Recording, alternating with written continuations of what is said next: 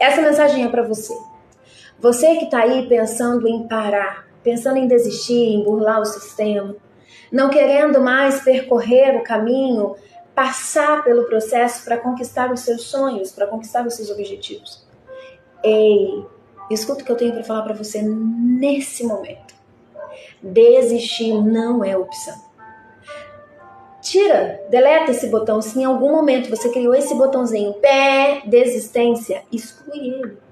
Manda ele embora, joga ele fora. Não faça isso. Desistir não é opção.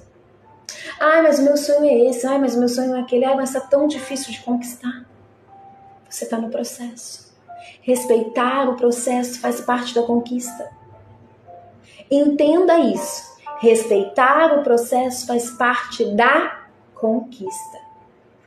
Conquiste.